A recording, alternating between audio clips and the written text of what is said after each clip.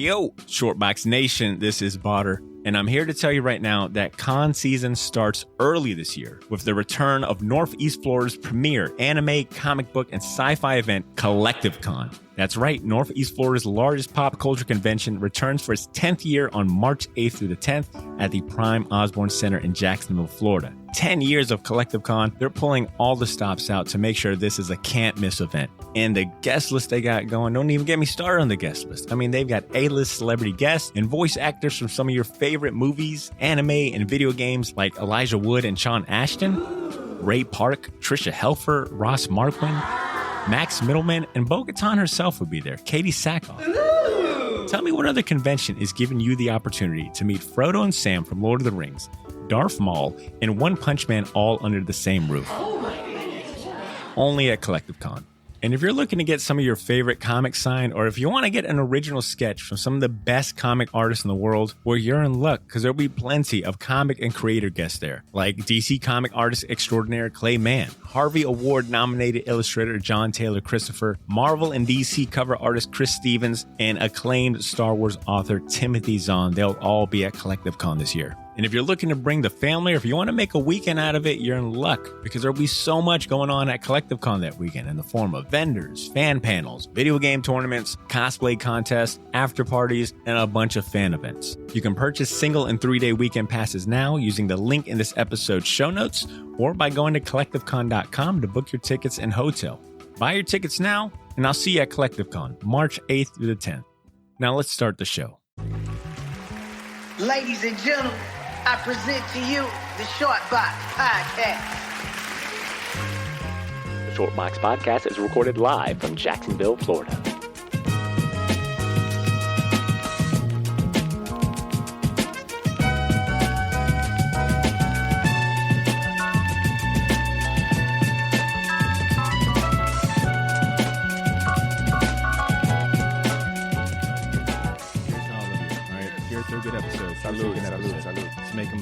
Make them proud.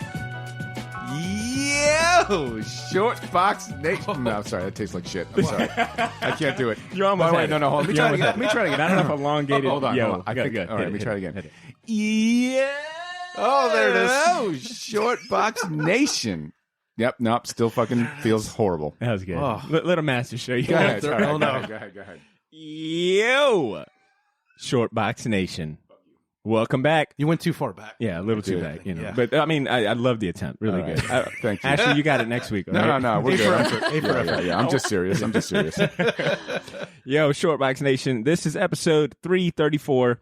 New friends and first-time listeners, welcome to your new favorite comic podcast. You're now tuned to the Shortbox Podcast. My name is Badr, and today my crew and I will be adding another installment to our long-running Artist Spotlight series. This will be actually our 15th Artist Spotlight at that. And we'll be dedicating this first half of the show to introducing you to the man who helped define how science fiction looks. We'll be exploring and discussing the life, career, and meteoric impact of the late, great French artist, cartoonist, and writer Jean-Henri Gaston Giraud, or, as Cesar has described him, the man, the myth, the motherfucking Moebius. So it would be no surprise that I'm joined by the full might of the Shortbox crew this week. Everyone's favorite art-making robot is among us today, the Edbot 5000. Yo. That's Mr. Edmund Danzart for you new listeners. And your favorite comic creator's favorite drinking buddy has returned this week. Let's welcome back Miss Ashley Laney-Hoy. Hello. And leading today's monumental episode is the new captain of the USS Shortbox. It's Mr. Cesar Cordero. Look at me. Sure. I'm the captain now. You're stupid. Yeah, you love it. You love it. That's right. We got the full text change crew here with us today. What was that? Oh, you want to hear it again? Look at me. Sure. I'm the captain now. It's from Captain Phillips. Yeah, no. What is it from again? Gee, I sure don't. No. This is amazing. Oh, okay. Drew said it's amazing. I don't know. You know what? Step up from the fucking little, bow, bow, bow, you know. I'm happy. I'm fine. I'll take it.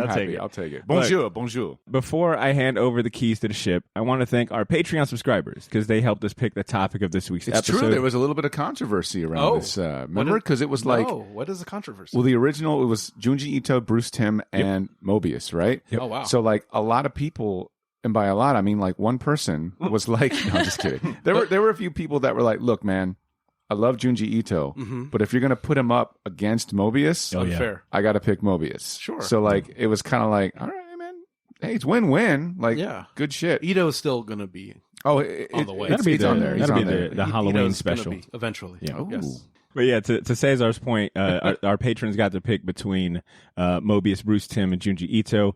Moebius ended up winning the poll up to 50% of the votes from our patrons. Oh, wow. So I was going to say, new listeners, if you're interested in having a direct say in our future episodes and topics, consider joining our Patreon community to enjoy perks like episode voting and bonus content, as well as knowing your money is helping us make the show better. Check out the Patreon link in the show notes for more information.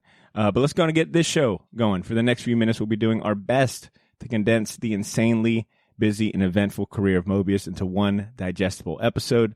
So this is not a play-by-play breakdown of his entire career. I think that would honestly require like a 10-part series if we're being honest. It's true. Easily. Oh, yeah. But we've selected a handful of key moments and important career-defining bodies of work to specifically discuss today. I'm going to go ahead and shut up now and let the captain of this week's episode steer the rest of the way. Look at me, sure. I'm the captain. Jesus Christ. That's still funny. Look, man. First off, if there was like a comic book hierarchy, a Tower of Babel, if you will, all right, America would be at the top, and the Franco-Belgian bande dessinée movement would be number 2 easily. If not, at some points being number 1. Everybody else can fight over third place. I'm telling you right now. Fucking wimps and posers leave the hall. Shit. But anyway, I guess the point and unifying concept we're trying to draw upon here is that comics in general have been sort of a scapegoat, an entertainer, the propagandist, a comedian, even the clown at a child's birthday party as far as America is concerned. And France and Belgium are no different. So a little history here. The Nazis banned American comics during World War II, and that was a real thing. And that means kids in France and in Belgium, they never saw Captain America punch Hitler across the chops in his first issue, right? So after the Allies won the war, the French Communist Party, they weren't any friends to anybody that were comic book fans either. In 1949, a law about publications intended for the youth market was partly written by the French Communist Party, and it was a major political force in France directly after the war. Essentially, you know, the commies in France got love because they were part of the resistance. So, like, if, you know, World War II was fucking happening, the commies in France were underground. They were the network. They were passing out leaflets of dissent against the Germans, which is cool, while also propagating their communist rhetoric. But as a result, once they kind of took over after the war, they started excluding a lot of American publications. And this should ring familiar for a lot of comic book fans, because Dr. Frederick Wertham, who wrote a book called Seduction of the Innocent, basically his premise and his theory was that comics are responsible for gang violence and drug abuse and murder and everything that's bad in America. Juvenile delinquency. Right. Yeah. It's strange, man. It's almost like if you look at America and France and Belgium, they're running parallel with each other, almost in like alternate universes. Because the same year that fucking Frederick Wertham's book came out, independent of each other, France came up with a law that it said its publications aimed at the youth, July 16th, 1949. And the reason why this is important is because it's the same shit. Like, the French government was like, these comic books are causing problems with the kiddies. They are making them do gang violence. Tintin is making this child slice another child's neck and blood comes out. It's horrible. Which is horseshit. Yeah, and that kind of censorship even goes across all countries, because when I visited, you know, my mom's family's from Taiwan, and they actually banned video games until probably the mid-'80s. Crazy, man. Because of the whole, it's, you know, leading to, like, you know, juvenile delinquency, and kids are not doing anything. And, sure. Ed definitely pointed at me when he said juvenile delinquency. Did you notice that? Yeah. He was like, it led to these guys. It's like, we don't want this kind of riffraff coming to Taiwan. And even like the video nasty era in Britain, where they were not only censoring stuff, like actually re-editing films and doing things like that. So this kind of censorship is pervaded. You know, it's within recent history. It's not like something that happened when your grandpa was alive. Sure. And even as of now. The crazy thing is that in France and in America, the same thing was happening to comic books at the same time, which is independent of each other, which is nuts. And And it's interesting that the real reason behind this law, as far as France was concerned, is because their native comic book magazines weren't getting any love, particularly the Catholic ones, which is interesting to think about. So they were basically like, no American comics, no competition, because they're bad, right? Yeah. But really, no competition, the bottom line. right? Yep. The same sort of slippery ship that helped these commie cucks pass out leaflets during the war, that same sort of ethic of like going underground and like doing subversive shit, that led to the rise of these French luminaries that set up this comic book scene, and they'd set up these sort of subversive material via, you guessed it, anthology magazines, right?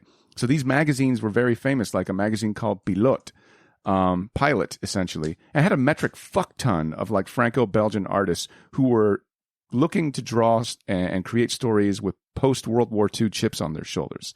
And they cut their teeth on a lot of this shit. So that, kiddos, is when the scales, they started a tipping. And as soon as these magazines found numerous loopholes to gain readership, one of the biggest loopholes was targeting an older audience. The magazine Pilote was basically one of those, with their messaging going right towards the fucking teenage market. And you had comics like Asterix, which is about a Gallic warrior who fought against the Romans, but it's kind of cartoony. Super cartoony. And Valerian and Laureline, that'll come into play probably a little later. And of course, a little Western comic called Blueberry. So if we're being honest, this was around 1962. France kind of lapped us a little bit. The good old US of A was being lapped by the French comic book creators, not only in content, but in talent as well. So without further ado, this is one of the polyphemus poobahs of penology we're celebrating today. Ooh. Jean-Henri Gaston, a.k.a. the man, the myth, the motherfucking Moebius. And I've got some questions for you guys. I know that was a bit of an intro. It's pretty long. I managed to try and suppress 3 decades of post-World War II history. Badr's looking at me nodding approvingly, and I guess the check's going to go through, honey. This is all being edited out. Sweetheart, Badr's going to pay us. Finally, after 8 years of being on the show, we're finally going to get those $2 he promised us. Well earned. All kidding aside, where do French comics stand on you guys' bookshelf? Badr, I'll start with you. Oh, he wanted the quick and easy answer. I think the only Parable? French. There we go. I'm like, does Marvel Comics Parable count? Honestly, I think the only French comic I have on my shelf might be the collection of Black Sad comics that I have. Technically, created by Spanish authors. Oh, my boy did his homework. Yes. But published by French publisher. I think it's called Dargaud. In album format. So they're one of the big 3. We have big 2 here in America. I don't know them off the top of my head, but there's like 3 big, huge publishing companies in France that are known for their comics. Okay. So that would be my familiarity with French comics. Okay. And, you got more contemporary, not so much from the past. No, not at all. Not during the heyday. No Moebius stuff. Sure. Ashley?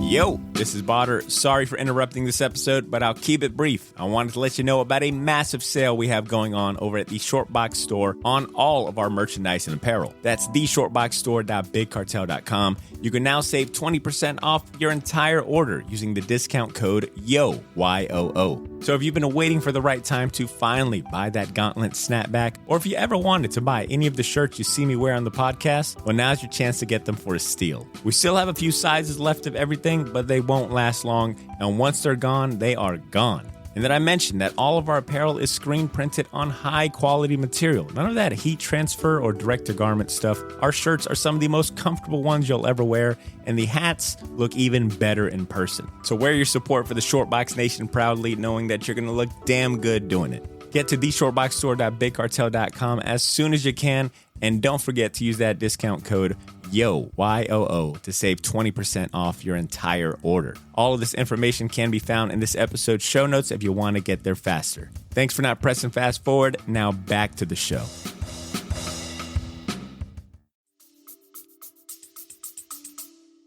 I have a good amount of Tintin. There you go. Yeah. Yeah. Well, how dare you? He was ruining the kids. Okay. Tintin was responsible. Scandalous stuff, that Tintin. Yeah, yeah. But it's not Their surprising. dot eyes.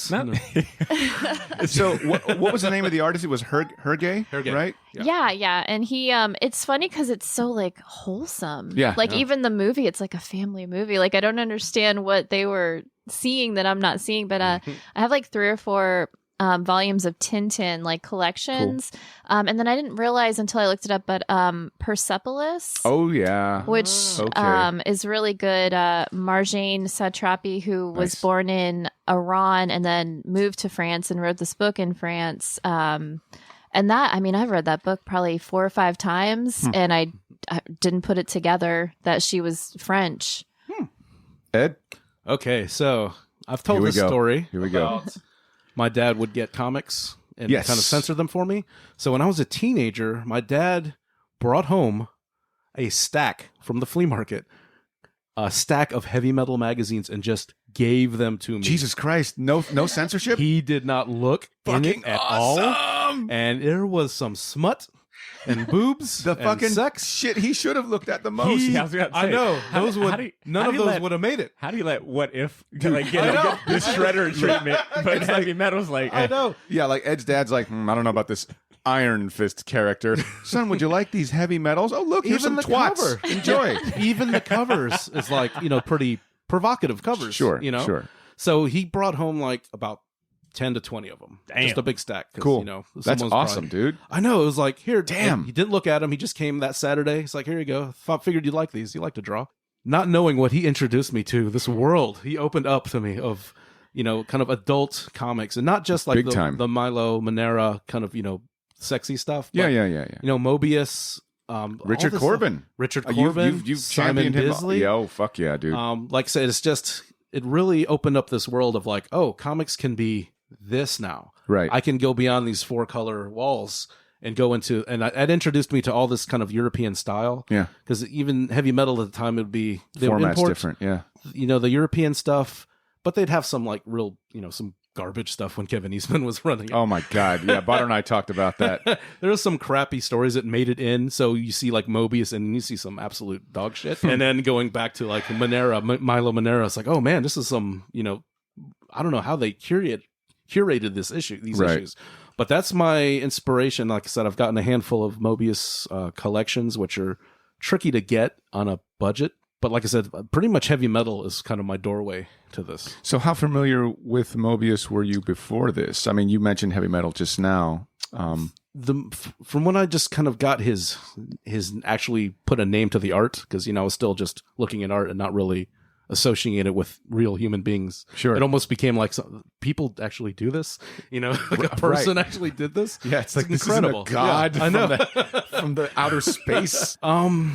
I'm not sure exactly my first real realization, because I think the first thing I did read was The Long Tomorrow. Wow, damn, Nice. dude. Because it was in one of the collections. Holy shit. Like the heavy metals, I think there's a couple that were kind of like a greatest hits when they, where they would just put some popular stories randomly. So I believe it's in that stack. And I didn't know at the time. I was like, oh, this is really cool. Because it's short. It's only 20 pages. It's true. Little did I realize it created a whole genre of fiction, science fiction. Dude, Dan O'Bannon fucking wrote that shit. So, and like I said, it created 20 pages, created the cyberpunk genre. Yep. It's incredible.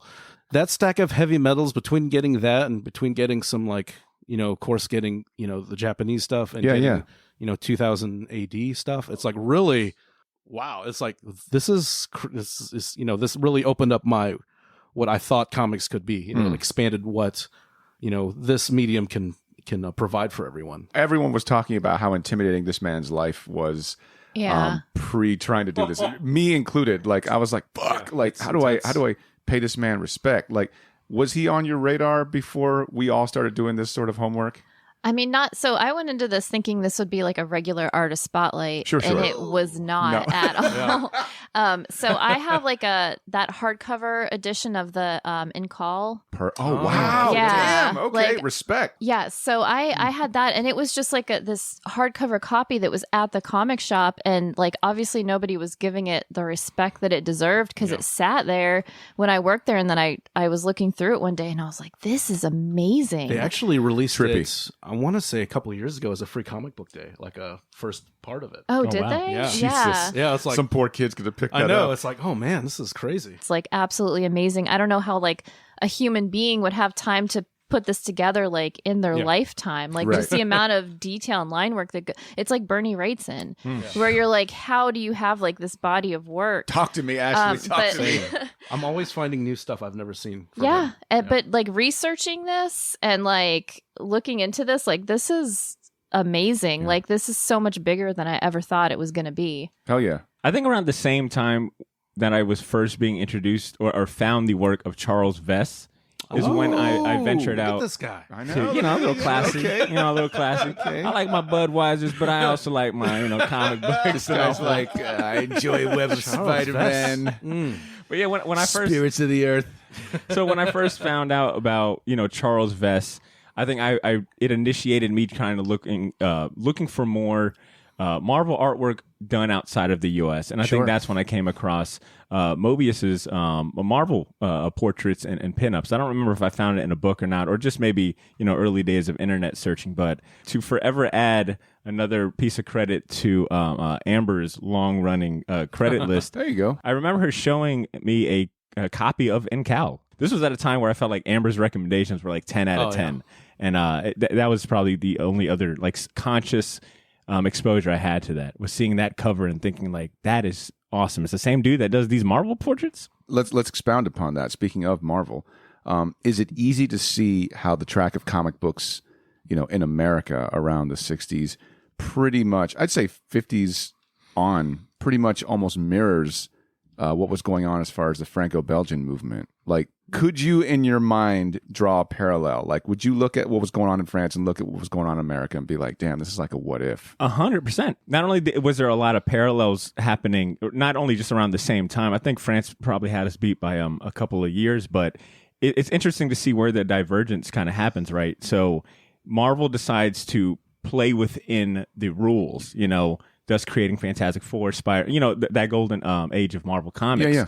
But then you had the French, who were at the time, I guess, decided, well, we won't play by the rules per se. We'll just kind of change the target audience versus, Marvel, which was like, well, let's just lean in on the, making comic books for kids. And then that kind of expanded to college. I mean, they had a boot heel on their throat for so long. It's almost like, fuck the rules, right? Exactly. So, looking at Marvel, I don't think that they were appreciated by older audiences until much later. Sure. But French comics, it was like it seemed to be always the target demographic, that much more mature group. But I also say like the parallels between comparing Moebius to Jack Kirby, also another kind of what if scenario where it's like, what if Jack Kirby, Steve Ditko, Joe Simon decided to start their own studio instead of going to Marvel, working for pennies, and taking control of their own artistic destinies. Mm-hmm. I think that's really what's captivating with Moebius, is that he always seemed to have control of his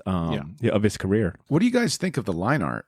Like, he's an acquired taste for sure. I'm not just going to assume everybody likes Moebius. It's cool if you don't. Well, he's definitely different. Yeah, because I got this, Art of Edina book, which shows like thumbnails and sketches and process stuff, which I love. His line work fascinates me because there's not a lot of line weight differences. Right. Or like you see Jack Kirby, where there's like those beautiful big black bold lines. Thick, like thick lines, Sharpie things level. pop out. Right. But with Moebius, he has very similar line weights throughout the pieces, but you can still tell what's going on. There's subtlety. There's nuance. French word. It's and it's strange. It's almost like playing with value with line, because, like I said, it's you like I said, like the stuff up front doesn't have big black outlines. The stuff in the back doesn't have little tiny outlines. It's all consistent with depths. And sometimes weights. Pointillism, almost at a Richard Corbin level. Yeah, and it's just, and it looks deceptively simple when you just look at it straight on, right, without color, like especially if you look at it black and white. But man, it's just everything is so perfectly placed, and it's just it's fascinating how we can achieve that with such little line. Well, I know you like Jeff Darrow. Yeah. Do you like Jeff Darrow too? Jeff Darrow started definitely. his career with me. I didn't know that they were such tight homeboys. Well, like he started his career in like the early '80s. Yep. He basically they shared an art portfolio. That's what I found. He went City to of Fire. France. He moved to France to work with them, but Moebius bounced to Tahiti. That's awesome. So he's like, "Oh, I'm in France now." But he worked with and Moebius actually inked and colored his work. What an honor, dude. Yeah, What a fucking honor. Like, is this even mine anymore? Just put your name on it. Right. It's like a stick figure, and then here you go. It's hard to explain Moebius to somebody who's never seen his stuff. We're like, if you've seen, I'm going to use Kirby as a comparison. Mm-hmm. Like Kirby takes, his influences are strange in the sense that it's like, you got this tough ass guy from New York who says, you know what's cool, guys? Toltec art. Yeah. I'm going to use Aztec and Mayan and Toltec and heavy art black and fucking blocks. Yeah. put that shit in my comics. We're like, Moebius is kind of like almost the same way. Like he'll be like, yes, I think a person should look like a parakeet. Yeah. You know, Like, I mean, what do you think? Do you think like? No, I don't know, because like as far as the draftsmanship goes, as far as Ed's point of view, like without he doesn't play with the line weight. Right. So I can see how delicate somebody line. would look at that and not see how like intricate and amazing it is. I think anybody that's ever tried to like ink anything in their life can look at that and appreciate it for what it is. And the fact that this guy can do like these sprawling like gouache landscapes where you're using the medium, like gouache medium and pencil and ink medium are so different, and to be able to like master both of them, you just have to have like such a high respect for this guy and just like his mind. Like you kind of wonder like what, I know there were drugs involved, but you're like, what is going on in there? Yeah, Sure. and then his color palette is so simple. Yeah. It's like just broad, slightly different shades of color, but it shows so much depth, which, it's when with that line weight and that just kind of almost lack of color, everything just looks so beautiful. B, I've known you for a long time, and you're the guy that does the fucking homework. How does it hit you? I got the same vibe as the first time I really looked at like Jack Kirby and understood why he's so prolific. With Moebius, it's like I've never seen anything like this, even though I've been reading comic books and into art.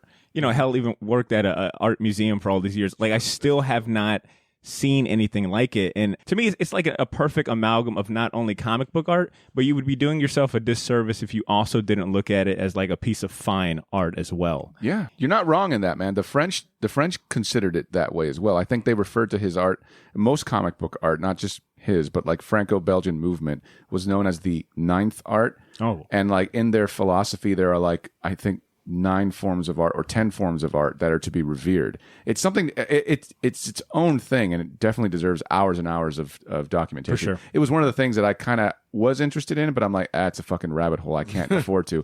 But just know that the French look at that and they say, no, comics, it ranks on this hierarchy of what we consider art officially. It's fucking crazy. Sorry. And I could easily see his work, whether it be like in Cal, but specifically, I keep kind of going back to like Long Tomorrow and Arzak. I could see that living in the world of manga too, if that makes any sense. It's like You worked 100%. in Japan, yeah. Yeah, that too. Yeah. But also, I think there is like an effortless branding and design element to it that makes it like effortlessly marketable. And I think that's something that most comic book artists don't have. Like they draw for comics, and that's where it shall live. Yeah. It probably wouldn't make the crossover to a poster or some sort of marketing ability. But his artwork is like encompasses all of that effortlessly. Sci-fi, comic books, a little bit of manga appeal, but also throw it on a poster and I guarantee he's going to sell his product. Truth. I think what I really love about his art style is that it feels like you're looking at his panels and characters from like a top-down view. Like there's always so much space of it. Like his work is so spacious. I wonder if that makes any sense. But No, absolutely. The scope and the scale. Yeah. He can draw like a little figure with like a giant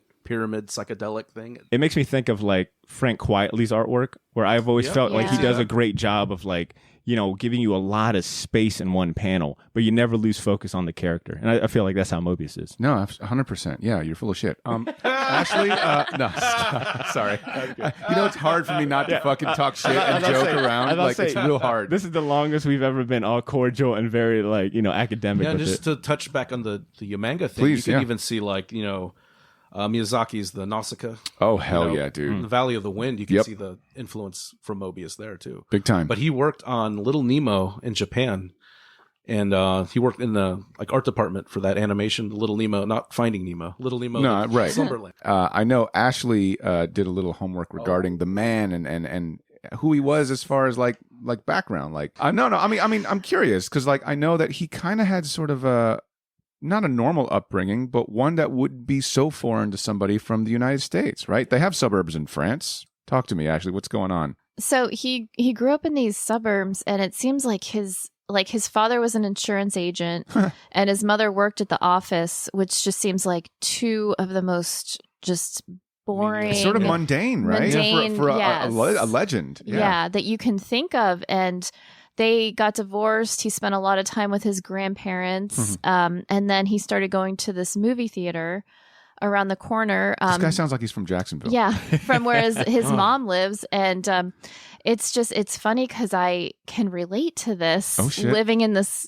growing up kind of in this little house in the woods where like everyone around me had like horses and land and stuff. Yeah. And I just felt very secluded. Like what I did for fun would just go outside and sit in a tree. Right.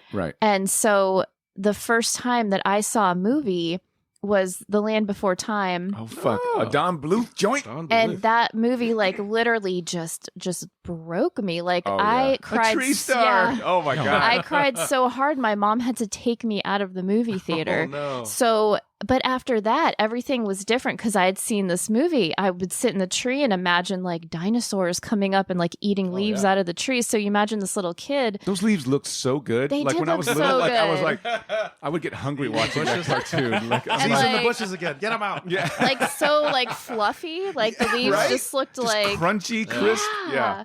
Welcome to the Leaf Podcast, everyone.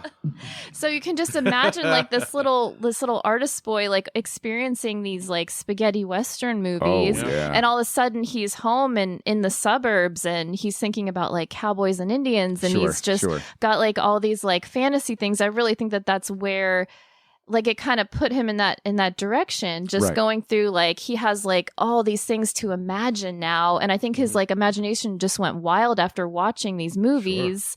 Especially being in like what seems just like a very boring, calm household. Yeah. Right.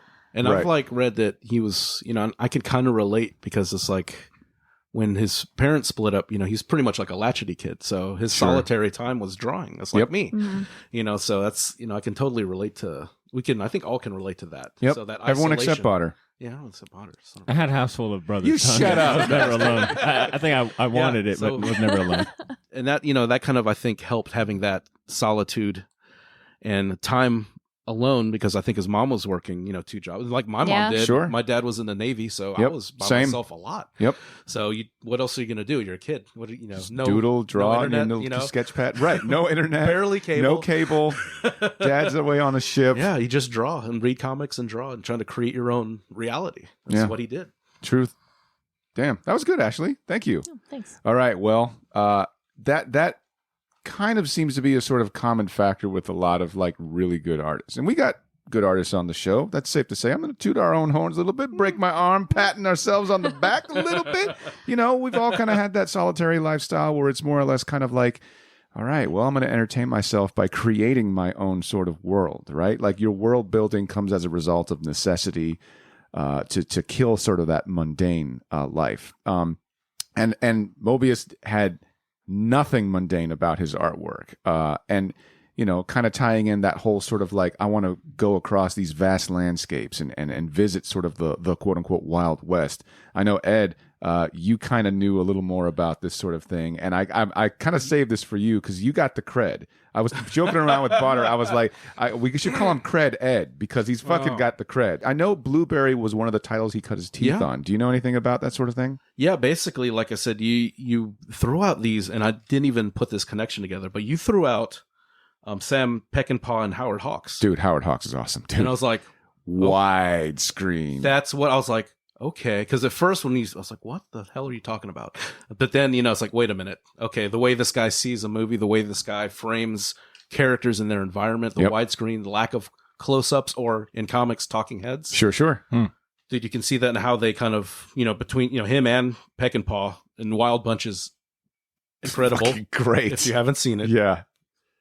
Got to see. That's a must-see Western. Yeah. So these two guys are visionaries. And even though they've done multiple genres, they're known for that, kind of redefining what Westerns were. You're wearing a They Live shirt. Yep. John Carpenter famously only shoots Pan and Scan because he's such a big fan of Howard Hawks. Yeah. So. And like I said, and his mother remarried, and this was when he was probably going to art school. So I'm not sure how the school works during that time, age. Yeah. But he was going to art school.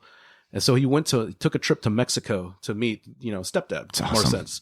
And he was going to go there for basically on the break between school. Ended up staying there 9 months. That's awesome. So being in that Mexico desert landscape, that just nonstop rolling flat hills, the mountains, you can see that in his work. A little nerdy French boy in fucking Mexico, dude. I can imagine. He's like, I missed my. Do you want some elote? He's like, I blew my third year of art school, but he sold his first story at 15, so he didn't need art That's school. That's great. So and that influence of Mexico is definitely apparent in like his color choices too, like the color palette for like Long Tomorrow. In France. Have you guys been to Mexico? I've not. No, anyone here? Not No. Mexico. Okay, just wondering. No, but he nails it for the record. Yeah, but just imagine that, like the shock. That's like someone who just grew up in Florida and then go into the mountains. Right. And saying like, holy shit, why is my nose bleeding? Right. You saw this altitude. Which has happened to me, embarrassingly. It's awesome. My nose is bleeding. Oh, God. This altitude. You're so bad. But that had especially that young of age, and especially that, going into doing Blueberry for most of his career, surprisingly. So for somebody who doesn't know, we're throwing Blueberry around like it's a fruit. Like, what is it? Like, Blueberry is basically, like I said, he worked on it. Basically, it's a Western story. Blueberry, the main character, kind of an amoral. I haven't read a lot of it. I've seen some panels and things. So this is, it's hard to find. I don't blame you, man. Yeah, it's hard to find translated copies, but this is one of those things I thought, once he got that sci-fi bug, see a Western. He didn't. He worked on this till 2012. Damn. 30 volumes of this. Fucking great. While doing all this other stuff. Man, Jesus. You can't go away from home, man. That was. But it's basically the story of, which is funny because even I watched this documentary, and even Stan Lee was like, he was aware of Moebius. Stan Lee, say what you want about him. He's aware of what's going on. Yeah, I mean, Jodorowsky can talk all the shit he wants, but Stan appreciated art. And he's like, how do these French people know how to do Western so good? Right. It's like, because they respect the material. They're making. Right. For Moebius, it was home. It was his world and his brain American that he would escape Westerns probably influenced so many different cultures. It's crazy what that time period, what that genre has influenced. It could be said that's our best export. And that's basically is our culture. When a lot of cultures think of America, that's what they think of. Right. It's the Wild 100%. West. But yeah, like I said, it's kind of like the main character, basically kind of I think he was like kind of grew up on a plantation, so he kind of had a very narrow worldview as far as race and things like that. Interesting. But then he gets framed for a murder, basically joins the Union Army, starts seeing, okay, black folks, Native Americans, these are people I need to fight for. So you kind of see this transition of a character, someone who's kind of almost like, when he was just kind of stuck in France and then going to Mexico and like, there's a whole new culture. There's a whole new perspective to see. So, but he's not like the white hat, new sheriff in town protagonist, so he's kind not of a Gary Cooper type. Yeah, he's more of a Clint Eastwood type. He's gonna aim exactly a Clint Eastwood, more of an amoral kind of, okay, I'm in this shit. Let's get out of it. You know, what situational, how do I get out of this? But he's never a guy to go in and clean up a town, never a guy to go in. So basically it's a long story. They've done like a lot of spin-offs. They did I think it first started as kind of more of an ensemble. I've read about like Fort Navajo, but this Blueberry character, And I think he got the name of it because there was I think he got in some kind of skirmish, and I think a African American soldier or somebody helped save his life, and it was by like a patch of like blueberries, so he kind of adopted that name. Oh wow! So and that's kind of where he started. Oh, okay, this is, there's more. I need to widen my perspective on life. But yeah, like I said, it's crazy the amount of work he did, because like I said, I figured once the 70s hit, I'm all science fiction, baby. I'm all surreal, weird stuff. Right. But he was still going back. Like I said, 30 volumes of this Western from 1963 to 2012. So that's one person can do that and nothing else. That was just, that's my part-time gig. 30 years. So that's a credit to how prolific the guy was. I know that Alejandro Jodorowsky was known to be on record to say that, if anything, Moebius was fast. Yep. Like lightning that's fast. Like his so many quotes where he was like, Moebius would take the pencil and he'd be whoosh, whoosh, whoosh, fast. And if you watch Jodorowsky's Dune, like you can actually see him use that soundbite. Jodorowsky worked with Moebius. Like, what kind of stuff did he do with that guy? Like, and kind of talk a little bit about who he is. I know it's a little bit much to unpack, but you're the guy. Oh my God. So yeah, he's Chilean lunatic director. You're not wrong. He's crazy. But he's done a lot of writing for heavy metal. I've got a bunch of heavy metals where he's the writer of a lot of stories. So he's had a fascinating career, but this Dune, I guess we're talking about Dune? Yeah, well, I try to keep it kind of contemporary regarding the fact that we are having a Dune movie come out this year. Yeah, and I feel like Moebius would be a good tie, considering we almost had a Dune movie made in like 1969 before Star Wars, and Moebius was kind of attached to that. So they wanted to do a Dune movie, and this, like I said, pre-Star Wars, science fiction was still not mainstream popular money-making thing. Yep. So you have Jodorowsky, Dan O'Bannon. You have, like I said, this is when he was still, doing special effects. And Dan O'Bannon is a artist as well, like a lot of these directors from this era. And he called Moebius supernatural. It's like how he described it. He's like, I would just stare and watch him. And I think he got sick of me, so he told me to go write up a story. And that's kind of how he downplays The Long Tomorrow. He's like, just get away from me, dude. I'll write a story. If you write a story, I'll draw it. That's just funny. Get out of here. But Moebius would say he loved that story so much he wanted to do the art for it. Wow. Because there is a Dan O'Bannon, I guess, comic more or less of that story somewhere. For sure. Somewhere. Who knows where it's at. But this movie, like I said, due to financial reasons, due to probably Jodorowsky's lunacy, but this is where he met Dan O'Bannon and Geiger. Like I said, this is kind of like the launching point of, I think, his career, right? Because then he's kind of in this Hollywood system. So like it seems like Jodorowsky was like this sort of like madcap, sort of LSD driven filmmaker, who wanted to get as many artists as he could on board with his vision. 9 months, and I know there's a documentary out there. I haven't seen it yet. For those who are listening, there is a documentary called Jodorowsky's Dune. Nick, I have seen it. Rest easy. Jodorowsky is Chilean, and he would go to Europe every now and then. So he's got ties there, and like his taste more or less didn't just stem from one side of the country. Like he's he would consider himself some sort of like artist. So he would want to expose himself to as much as he could.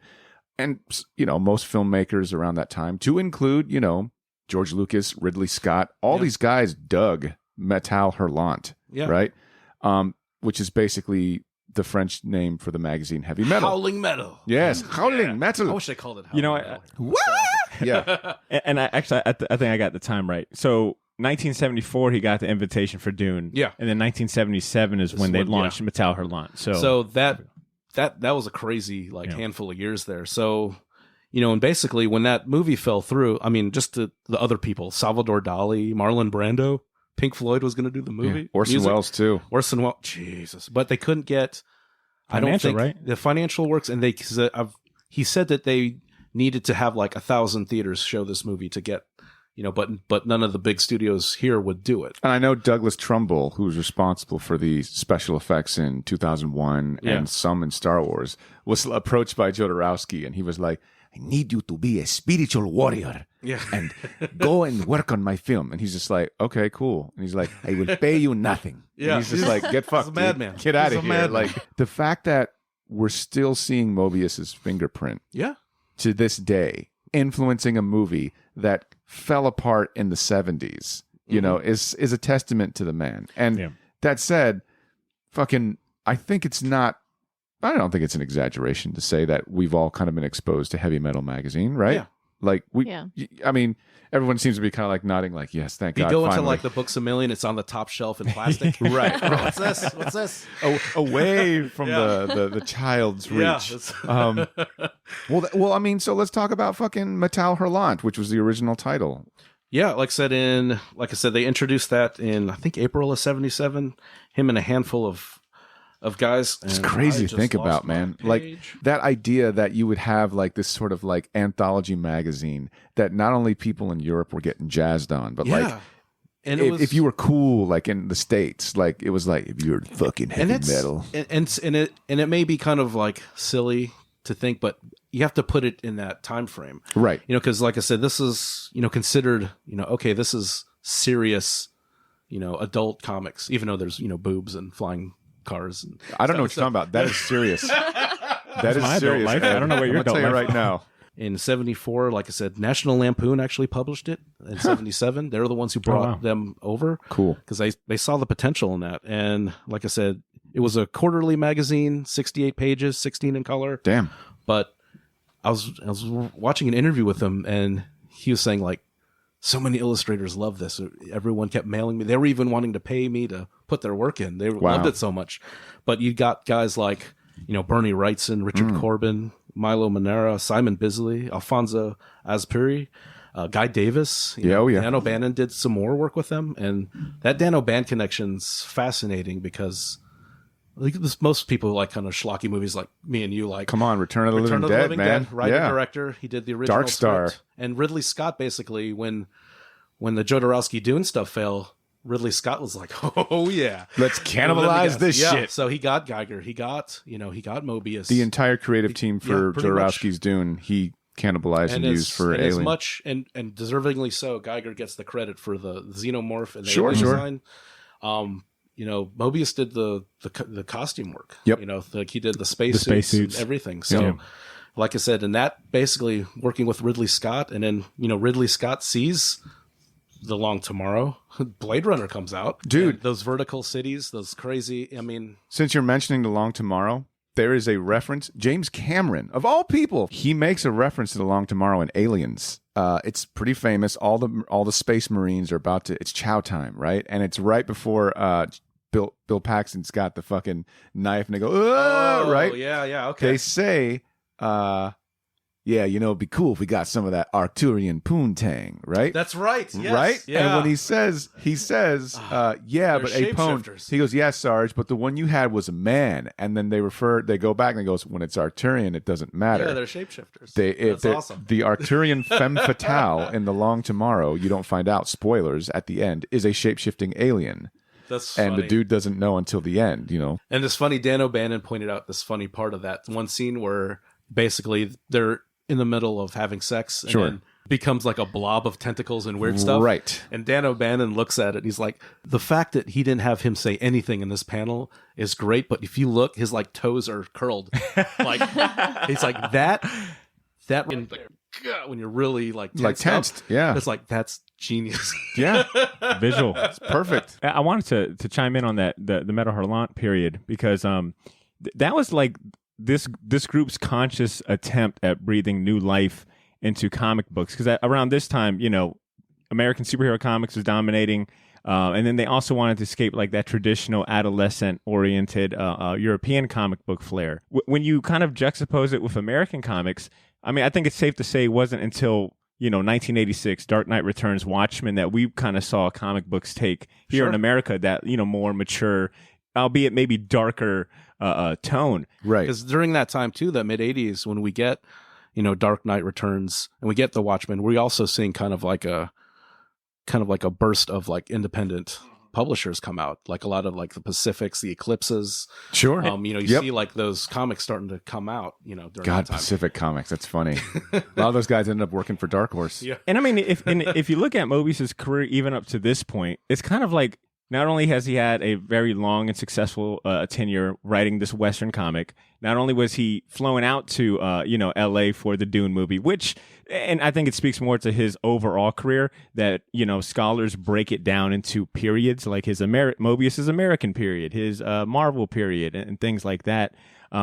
Like he's already had a full career, and he's just now getting started on Metal Hurlant, which would contain some of his most iconic bodies of work. Could you imagine if someone worked on that Western as long as they have? That's a career itself. Exactly. We'd be talking about just that. Yeah, look all these cool Westerns this guy did. Wish he did something else.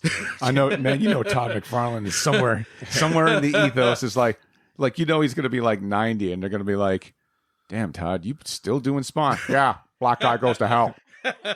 It reminds me a little bit of like when we did our Frank Frazetta episode, where it was like Frank Frazetta only did comic books for fucking 5-10 years, and then was doing everything else and excelled at it. Like that was Moebius on steroids. It's like no matter what medium he was working with or what industry he got in, it was like I can do it all, and I can do it very well. So prolific. It's unbelievable how much. Even though, like I said, he had such a long career, but like I said earlier, I'm always finding new stuff from him.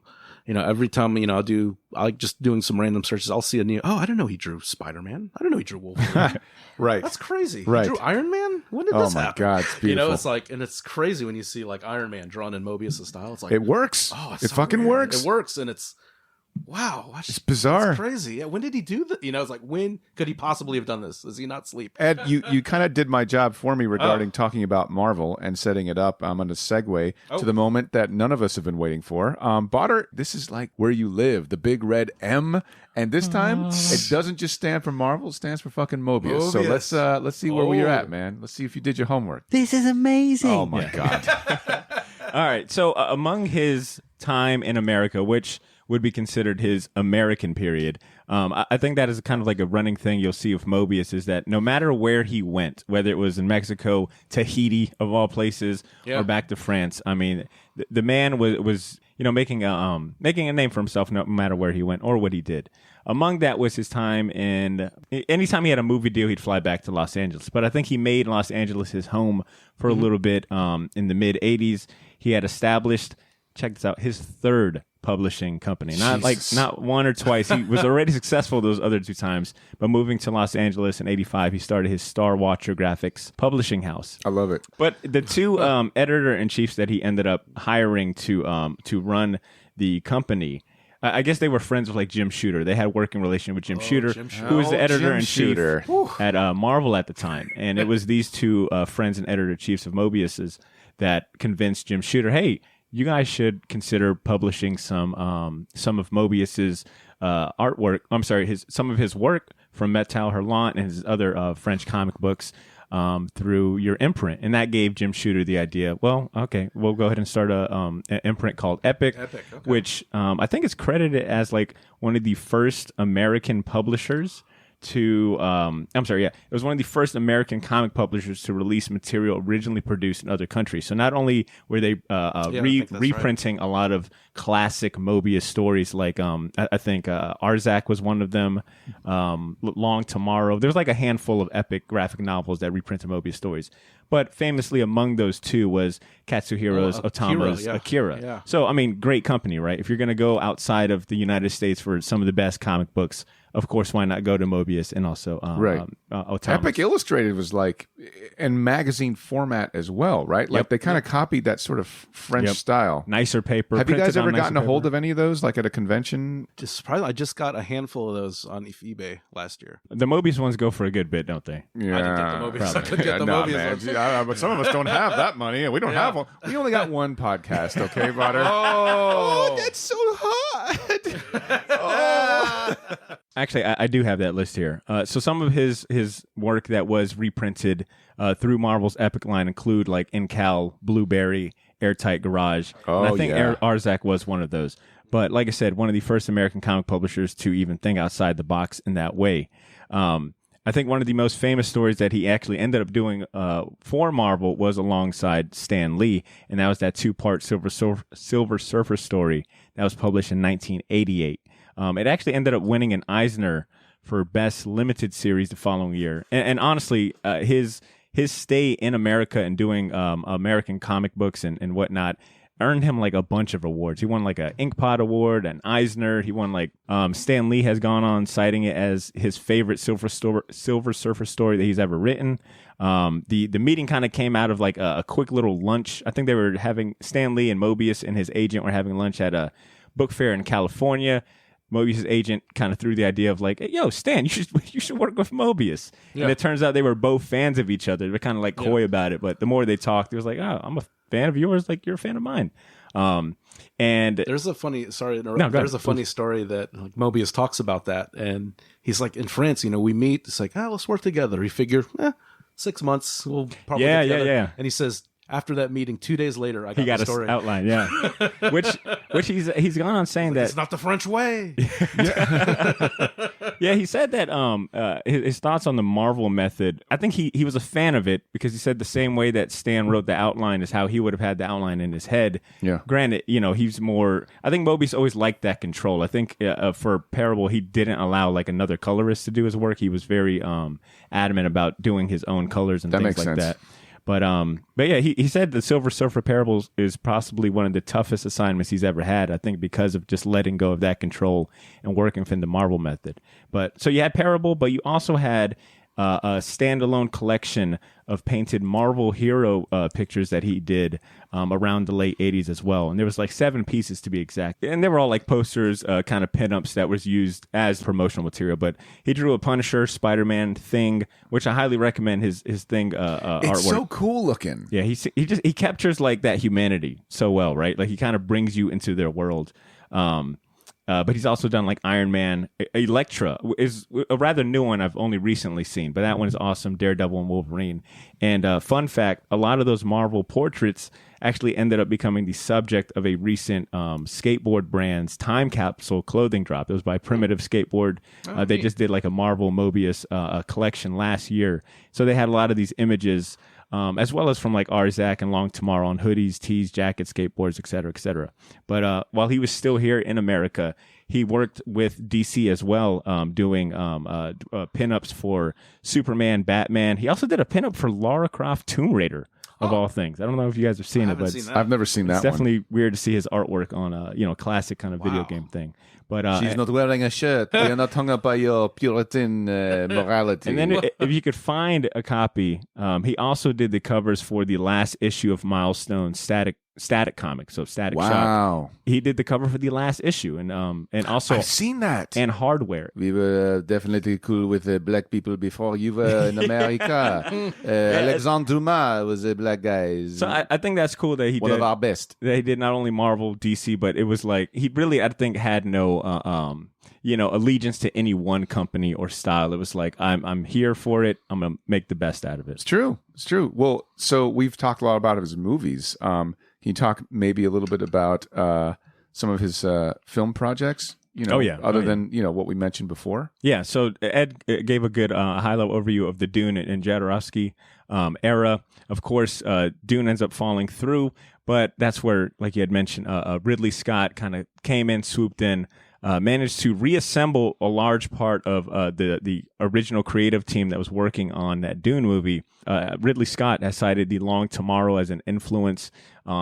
Honestly, on the rest of his, on definitely his first 3 movies, not only Blade Runner, but also Legend as well. So you've kind of confided in me that Ridley Scott's like among one of your favorites. Have you sort of like wanted to go back after 100%. Doing this and be like, okay, I'm going to see if Ridley kind of like, if I can spot the influence regarding all these movies, lighting, character design. I mean, I've seen Blade Runner plenty of times, but I want to rewatch Alien. I want to see Legend. I want to see like where, how he's incorporated, Moebius's artwork in there as well. But outside of just the Ridley Scott influence, which by the way, Ridley Scott tried to get him to work on Blade Runner and Legend.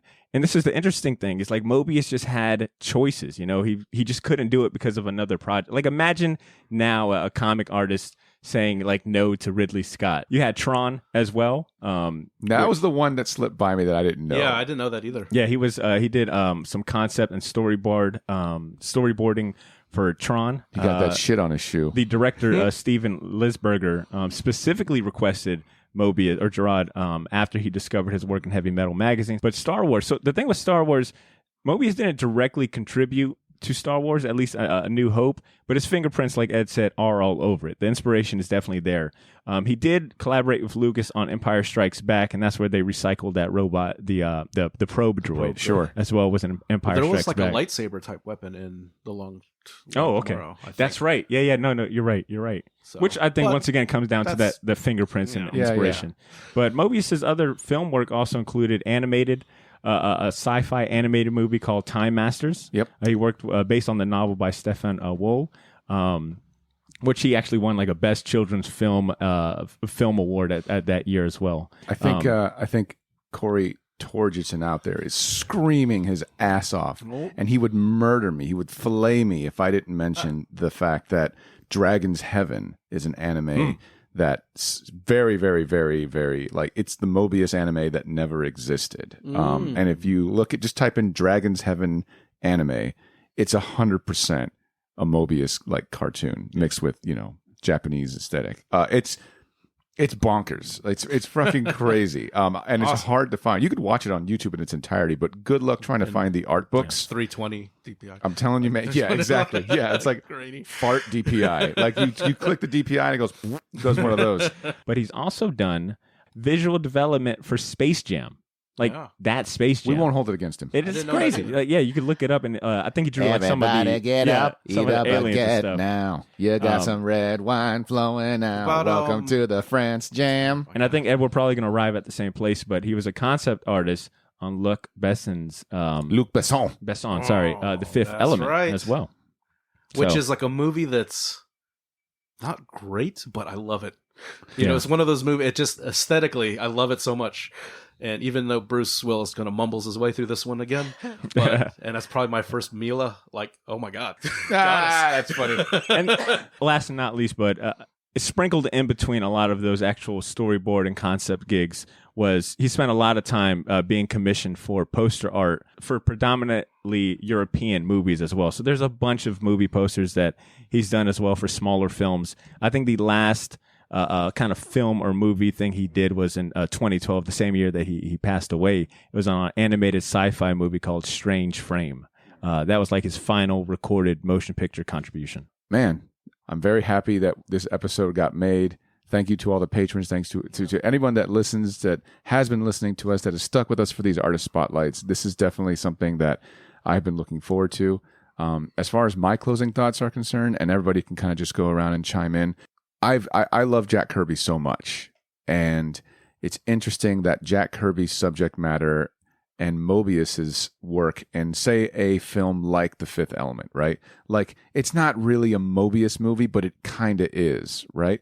And the idea that Mila Jovovich is playing somebody who is known as the Fifth Element. The universe saw fit to create a being that is a personification of love, to fight against evil. That is some heady space god shit, something that would be no stranger to any of the pages of Marvel in the 1960s. And I think it's kind of neat to see that despite how different we are, I think the Franco-Belgian movement and the American movement, as far as comics are concerned, kind of go hand in hand. It's like fucking steak and eggs, man. It's like fucking mac and cheese with bacon, if you will. It's a nice thing. And if you really aren't all that familiar with not just Moebius, but like French comics in general, I think this should be a rally call, if you will, to get involved and treat yourself to some really good art, because there's a lot out there, not just from the 60s. Ashley mentioned some contemporary artists and comics that she digs and I didn't know about, and I'm probably going to jump on there as well. So, Badr, what do you think, man? What were your some closing thoughts? I think it was either. Thank you, Badr, for those thoughts. I'm just setting myself up all day today. But I think Ed had brought it up in our group chat. But this is an artist who has so many rabbit holes. Like, I found myself having at least like 10 tabs open, trying to map out this guy's career, influence, or even style. Like, I had a tab open about instinctotherapy, and then I had something open about his time using mind expanding substances, and then something about his exploration into shamanism. Like, there's so many facets to Moebius, And we didn't even talk about, his other, alter ego, Gerd, and it's like, damn, this is a true, I don't know. I feel confident in calling him like a true artist, like just the reinvention thing is very fascinating. I also feel like he's got like this timeless imagination, mixing like medieval fantasy with futurism. Like I don't see it ever feeling dated because he was so ahead of his time. I think we're still playing like catch up. Like, and honestly, I would not be surprised if I saw, whether it be robots, backgrounds, fashion design come to fruition, into the real world. Because you look at his stuff, and once again, you've never seen anything like it. If you haven't been into this space of like French comics, Moebius or Metal Hurlant, like you just haven't seen anything like it until you come across it. So I highly recommend any of our listeners to dive into, really kind of just jump on in and see where you land. Ashley, what do you think?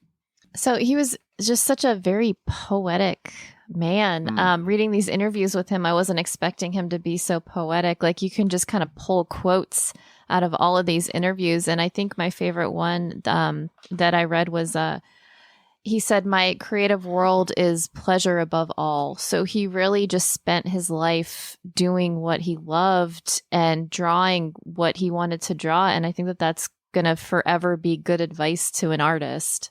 Yeah, Moebius is one of those artists. He definitely transcends those titles. It's like he's like I said, like with you, I'm a big, Kirby fan. Oh, I'm aware.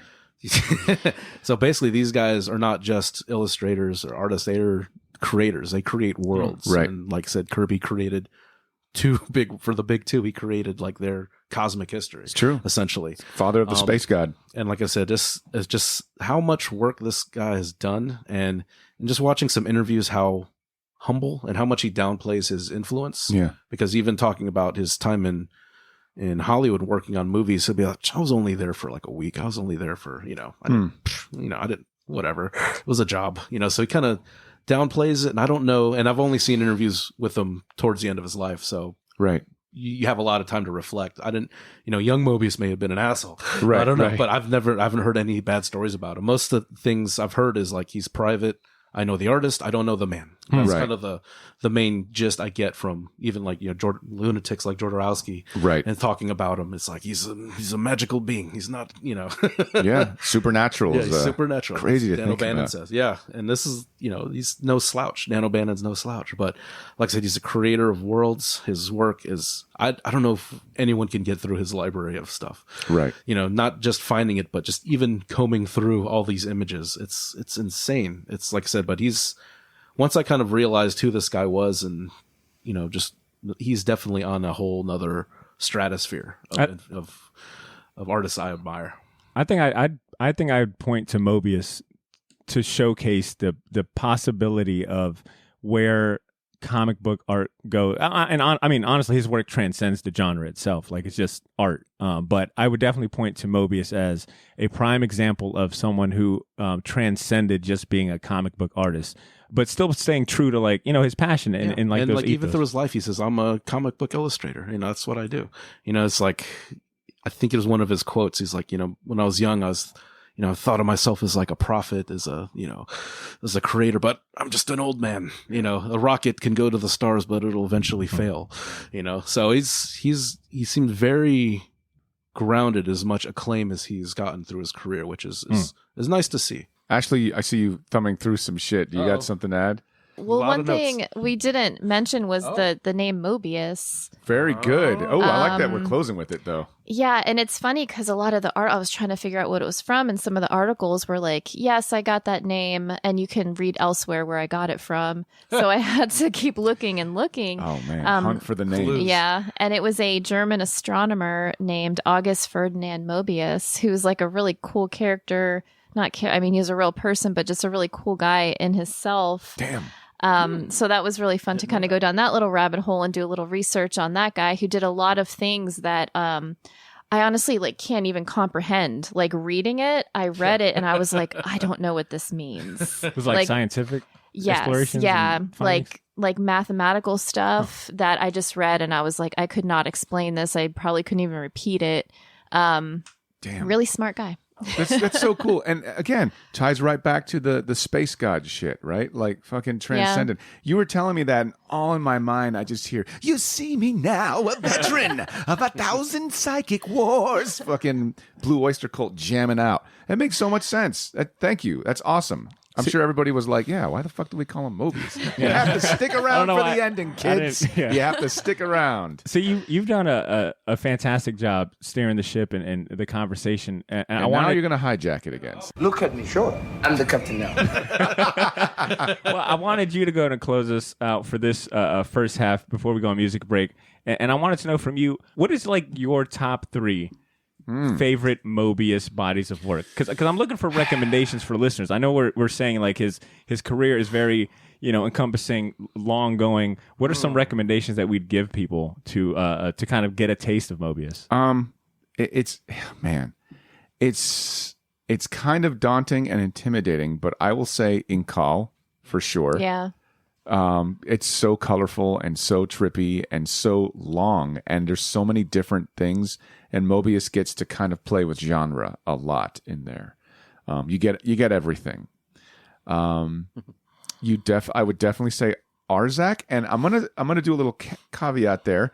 The movie Heavy Metal, directed by Ivan Reitman, I would say is dripping with Moebius imagery. So much so that there's 2 cartoons in that anthology cartoon where so like the taxi driver. It's the taxi driver one, Harry Canyon, and the Arzak story. And mind you, it's not 100% faithful, but the art style is. So definitely Heavy Metal, the movie, Incal, and I'm going to say The Fifth Element. Again, not directly Moebius, but I mean, the man has children everywhere. The man has like artistic children everywhere, and it's like these are good gateway drugs. I'm trying to get people into the man's work. There's so much you could do, but the most, I think, accessible things are the stuff that people don't realize he kind of had his fingerprints on, right? So if you did a DNA test and all that shit, you would trace that shit back. And we've used rabbit hole a lot this episode. Let's not forget that that's in reference to a fantasy, right? Alice in Wonderland. It's a trippy thing, and his whole career is, to say the least, trippy. Definitely, it is a head trip. It is a LSD trip without actually having to do it in the best way possible. When you find out Kirby crackles are his, what that means and how it explains the nature of the power cosmic and what that meant to Kirby. It's the same thing when you find out, hey, did you know that a lot of people that worked on this and this and this and this and this and this and this all dig on one guy, and his name is Jean Giraud. John Henry, man. Old John Henry from France. Fucking Johnny Henry. Yeah, I'll recommend The Horny Goof, if you've read that, which is very funny. Should I tell them what it's about, or let them look it up? Dude, you got the mic. Go ahead. Okay, well, forgive me, Ashley. So there's The Horny Goof. Like, are you asking for forgiveness? 334 episodes in? Right.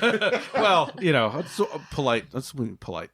So The Horny Goof is a short story where, and I believe it's wordless, and that's my favorite work of his, where it's just silent passages and so easy to follow and so amazing. But The Horny, it's I'm being facetious a little bit, but I thought it was a funny story. But guy wakes up with a boner, an erection, if you will, medically, and he lives in this kind of puritanical society. So the whole episode is like everyone angry at him for waking up with a boner and like chasing him through the cosmos. Look, so even as serious as world creating, there's humor there. There's a time for some Benny Hill humor, sure. As long as all this serious psychedelic trippy stuff. And my favorite, if I had to pick, is the World of Edina, because that's like his life work. When I think of Moebius, these are the images my head goes to. Super clean, broad landscapes. It's, some of the best science fiction, I think, is how do we define humanity in a world of technology? Sure. It addresses a lot of that. And there's like an Adam and Eve type element in there as well, a religious element, psychedelic elements. It's like his life masterwork. And anytime Moebius is mentioned, these are the images I go to before anything else. I would definitely be reading 21st century schizoid man. What, the horny goof? Oh, Well, wow. definitely that one. Wow. That sounds like my autobiography. But definitely the other one. Ashley, what about you? What are some of your recommendations?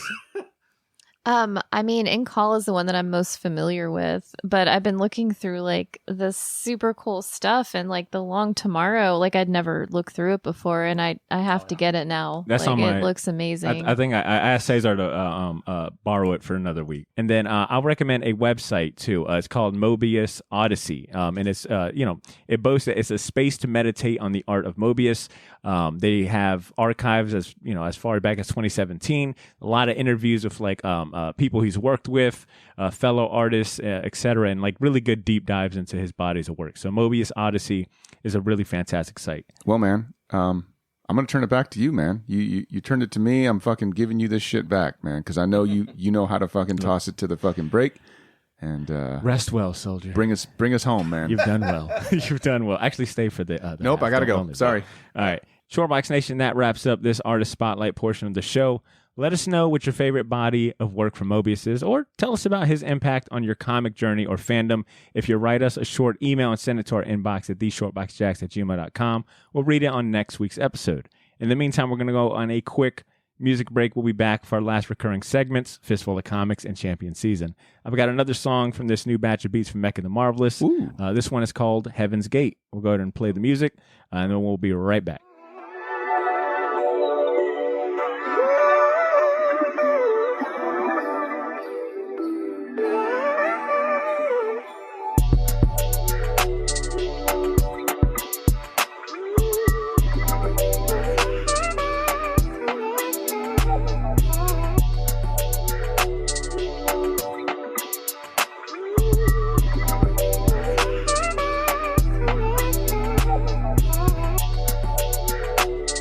Shortbox Nation, we are back. Once again, that was music by Mecca the Marvelous. That track is called Heaven's Gate. If you enjoy his music, go ahead and stream it on Apple Music, Spotify, or throw some money his way, man. Go ahead and buy some of his music from his Bandcamp.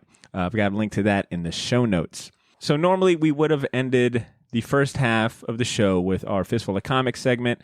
I think it's safe to say we all probably spent the whole week reading up on Moebius. So what we're going to do this week is a special kind of condensed Fistful of Comics. Instead of going through our picks, I'm just going to go ahead and share Ben's top 3 new comic picks for next month, starting with Deathstroke Incorporated #1. It looks like it's going to be a new ongoing series from DC Comics. It's going to come out September 28th. It's written by Joshua Williamson and art by Howard Porter, which is always nice to see Howard Porter doing interior and covers. #2 pick is Primordial #1. It's a new 6-issue limited series from Image Comics written by Ashley's best friend, Jeff Lemire. And favorite artist. Yeah, and art by Andrea Sorrentino, which, I mean... Yeah, I can get behind that. Yeah, exactly. Yeah. But it's about 2 monkeys named Abel and Baker who were sent into space by the U.S. as a response to the USSR launching a dog into orbit. Everyone thought the monkeys died in orbit, but unbeknownst to them, they were taken, and now they're coming home. You can find out how that story unfolds when issue 1 comes out September 15th. And last but not least, Ben recommends checking out Amazing Spider-Man #74 or #875 for you legacy collectors. It comes out September 22nd, and it is the climax and conclusion to Nick Spencer's 3-year tenure on everyone's favorite web slinger. Artist Patrick Gleason will be joining him to close out Nick Spencer's Spider-Man landmark run. So once again, if you're looking for any new comic books, our pals over at Gotham City Limit recommend Deathstroke Incorporated #1, Primordial #1, and Amazing Spider-Man #74. Those are this week's top 3 comic picks for next month, brought to you by Gotham City Limit. Big shout outs to Ben and the crew over there. How many books is Jeff Lemire writing? Yo, I feel like every week. Just came out like every last week week. I'm saying it. Yeah. Did anyone do anything for Free Comic Book Day? That was yesterday. It was. I mean, it was raining and monsooning here in Jack, so I was staying dry. I've worked so many of them. I'm just like, I'm all right. I think of it and I just automatically get stressed. Yeah, I get like some weird PTSD. Yeah. Which one of you said that? Was it you actually that said you picked up like a NCAL as a Free Comic Book Day, or one of you guys? Ed was saying they did that. It was a few years ago. I feel like that got me to thinking how I feel like publishers should be using Free Comic Book Day to reprint some of their classics. Maybe not the whole thing. Yeah. But I think at least like a chapter or two. Get them to get the trade or the book. Yeah. Exactly. Basically advertise for a already existing collection to sell. Because I'd be curious how many, because, like at least the big two use Free Comic Book Day usually to launch, as the launch point for some new crossover or big series or whatnot. I'm always curious, what is the, how many like new subscribers actually go through with that? Like how many of them are actually hooked by the Free Comic Book Day issue? Because it's weird because we both worked in stores, so there were people that only came to the shop for Free Comic Book Day. They'd get the free comics and leave. And it's like, so it never really and say that it's like, oh, we'll support you. It's like you didn't buy shit. Coming here getting free stuff doesn't mean it's like, oh, it's just a weird pet peeve of mine. It's just like it was even with all the sales and stuff going on. There are people that will just like, go and get free comics and not come. You'll never see them again. Not that I've ever doubted the power of free, because the power of free works on me all the time. Oh yeah. But seeing it in full effect yesterday, I stopped by Gotham City Limit. I was set up for a little. I had some like short box merch and things there, and it was like nonstop people inside the building from like 10:30 till like when I left in the afternoon. Yeah, it's Black Friday for comic shops, essentially. Actually, I know how much work goes into Free Comic Book Day because I've been fortunate enough to like work at a few shops during Free Comic Day, and it's always hectic like the day before planning wise, and even like the day of. But what's like a positive memory you have of Free Comic Book Day? Positive memory. It's been like that? God. I mean, if you don't got none, then you ain't got none. No, it's like Black Friday. Like you show up and there's like a line out the door. And then the second you get there, like I would always work the register. And honestly, I would stand there for like 10 hours straight and just ring people up because we would always do dollar back issues.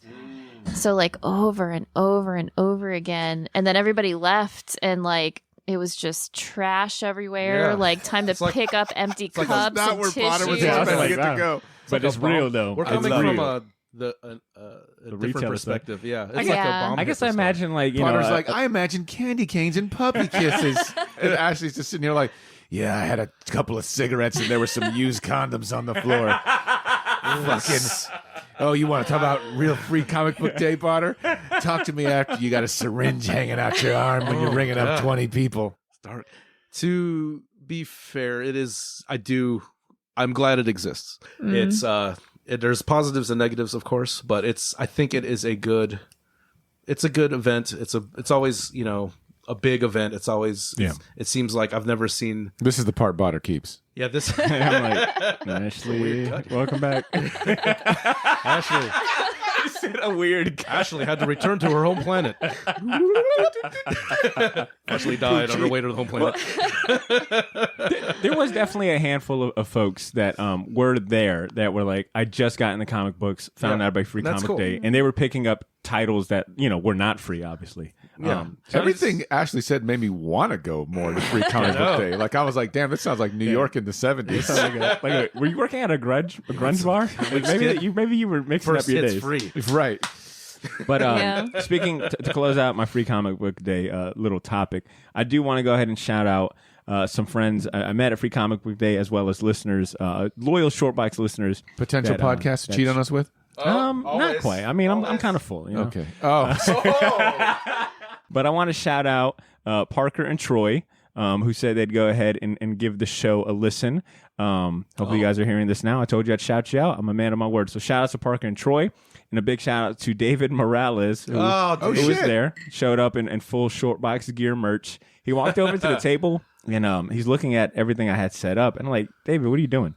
He was like, I'm just trying to make sure that I've got everything that you guys are putting out. He's like, I want to make sure I got all the hats, all the shirts. But David's like, but I mean, what can I not have when I give you guys all my fucking money? Whoa, man. That was a mic Morales. drop. That was a mic drop. Yeah. And then a big shout out to Morgan Hallbrook. I saw him in the line as well, and Brian Brumley as well. So, shit. Shout outs to all the Shortbox. The homies. Yeah, the Shortbox homies. We did get an email, and see, you guys remember last episode, we posed a challenge to our listeners, and we had asked for that's right. Yes. a what if scenario. Well, only one person heard our call. But it's a pretty good good question you posed. I'm gonna pass it to C to read. Here we go. Our email this week. Okay. This is from Andy Callahan. My second email. Dear Shortbox, I want to champion a few things. Just started watching What If. Love it. My champion. And a few recent comics. Orphan and the Five Beasts, Barbaric, Stillwater, Carmen, and Marjorie Flanagan, Temporal Criminal. That's a good one. Because I'm a big Garth Ennis fan. I've been sitting on this queue for a while, and what are y'all's opinions on comic book chain store taking over local comic shops? Oh, boy. Lastly, after listening to your What If episode, I can't help wondering what if Todd McFarlane never left Marvel? that's Getting meta with it. fantastic. See y'all at Free Comic Book Day. Andy from Jack's Beach. So, okay, first question, thoughts on comic book chain store taking over most of the local shops. I will say this, Andy, that is a conversation I will gladly have with you in person, because I think that is a much longer conversation than this episode. Yeah. Ooh, warrants look at you, Mr. at the Politics. two- nice. At the Mr. 2 hour mark. Politics. But I will leave it. I will definitely toss it to my co-hosts who will get themselves in trouble with no problem. and then I can keep this. 1, 2, 3, 4. Anything you say?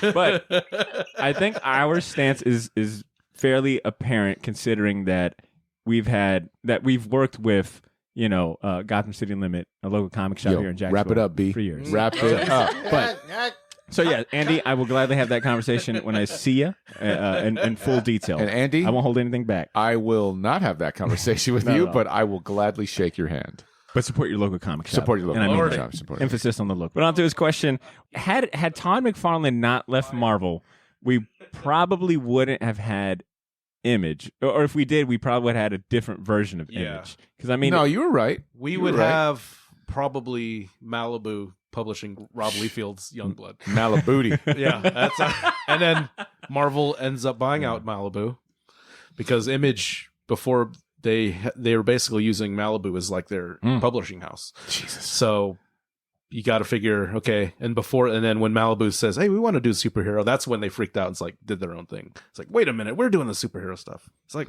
we're just your publisher. We can do other stuff. I think he would have gone back to Canada. I think he'd have gone back to Canada, played baseball, AAA ball. Teaching his kids. It's like, this is how you throw a knuckleball, kid. Hey, Spider-Man throws knuckleballs. Or he could be because he was definitely aggravated with editorial. I think he would have got going it. to DC. Yeah. Oh, yeah. Batman. Oh, yeah. Go right back. Batman's them a against pussy. each He other? should be killing people. All right, Todd. Thank you. Remember Todd. that Image thing? They went to DC just to tell them they weren't going to work for them. Right. And they're like, Yeah. what did we do? We're like, Awesome. Who let you in? I was like, what? You came here just to tell me that? Dick Giordano and Jeanette Kahn are kind of like, okay, thanks. Okay, sure. Thank you. Yeah, that was So Just want to let you know we don't fucking want to work I could for also you. see Todd leaving comics to do other creative endeavors. Yeah, he could whether do the that toys or I think sports he probably stuff. would have either really focused in on the toys. God, I wish we knew him in real life. Me too. I That's like my always dream wonder, interview. like, That's my dream If interview. Like, throughout one day, maybe in the future, maybe 5 minutes from now, maybe 20 years from now, Todd McFarlane hears this episode and he's like, "These guys are a bunch of fucking idiots." It's like we did Debs was jokes. We get a son. cease and desist. Debs was jokes. Stop using my name in your podcast. Don't look me directly in the eyes. That'd be when you great. talk to me. Right. Back out of the room slowly. I'm guessing something traumatic would have happened to him to get rid of that big ego for him to be able to exist at Marvel and stay I don't at think Marvel. he would have shit. stayed at Marvel. Hold on. I don't got think it. so. I got it. This is great. All right. Oh. Hit it. Todd McFarlane never leaves Marvel. Image never gets created, but we get the Marvel Knights before Marvel Knights happened in 2000. So you get his version of the Marvel Knights, where he basically is like, nobody's doing anything with Black Panther. Nobody's doing it. Why don't we make Black Panther make a deal with I don't know, Mephisto? And then he ends up going to hell and he becomes king of the Black underworld. Panther becomes Spawn. And then I like it. And then Daredevil is fucking like, let's give him maids, and he becomes Shadowhawk. Whilst Portacio's like, hey, that's not a bad idea. Do you think? Can I draw some gold people for you? Sure, why not? Yeah. Do you think Todd McFarlane introduces Spawn into the Marvel universe, Hell or no. do you think he holds it to Well, himself? if Hell you've no. seen Prowler, that's kind of like Purple and Green Spawn. Well, have you seen his Oh, Prowler? he's definitely sending Yeah. in that Okay. cease and Yeah. desist. He's Big time. definitely- I mean, he's kind of No, I drew got you. Spawn already. Just saying. Hmm. That's fascinating because basically I like that. we're going to the what if if he stayed, not what would happen per Right, se, right. but if he actually stays. physically stayed. Never left Marvel. Todd stays. That means Todd's energy stays. Liefeld stays. Jim Lee probably there would have to stays. be some kind of ultimatum between For sure. like his editorial, you know what I'm saying? Like, because he's selling a shit ton He of stuff. becomes editor-in-chief. Joe think Quesada so. never gets Yeah. I hired agree. because they already have a guy I think like that. it's- I think they bumped Todd up into a leadership role. Because, I mean, the whole reason he ends up leaving is because he's noticing, wait, you guys are making millions off of my artwork on merchandising, and I can't even get a fucking hat? Yeah. I think they would have tried to like keep I him could see him satisfied being in some like way. a bigger power player in Marvel. Yep. Oh, shit. Agreed. And does Disney ever get them? Does Marvel Because Todd survive? McFarlane's too edgy. Yeah. I like C's idea of editorial kind of like placating him by giving him his own universe. I think that'd probably be realistic. Guys, what do you think? We start our own podcast. We call Oh. it Image.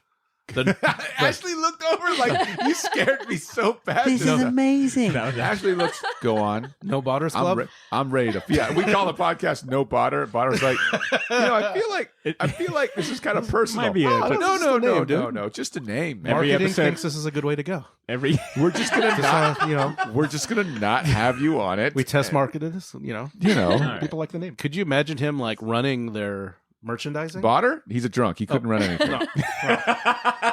no, we're on Tom McFarlane. Yeah, I mean, Todd, Oh. like expanding the merchandising because Oh, he has, you know, Dude, it's- you get the Marvel Legends yeah. pre, As Todd McFarlane told you? yeah, pre yeah. anything that's going on right now. Like Jesus, Yeah. So it sounds like Andy, to wrap all of this up into all 1,700 theories we had. trying to give Andy some gold here. And I think we did promise like something. I think we definitely promised like a comic book or something. Oh, maybe we to were be trying- determined. We didn't promise. No, that's anything.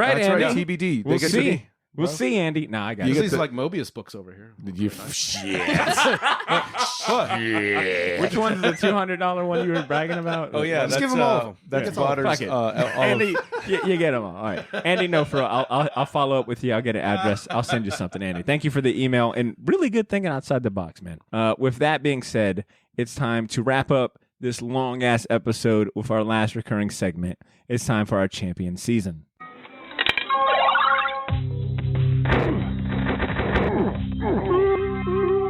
Champion season. Champion season, it's the part of the show where we highlight other worthwhile entertainment and recommendations that we feel deserves your attention. These can be much more than comics, but include our movie picks, TV series, books, video games, and anything else we're hyped on this week. The segment is brought to you by Black Hive Tattoo, Jacksonville's premier appointment-only custom tattoo studio. If you're searching for a group of talented artists who will work with you to bring your comic culture ideas to life, look no further. Go to blackhivetatattoo.com and sign up for their newsletter to find out when they're taking new project requests. Ashley, we're excited you're back with us.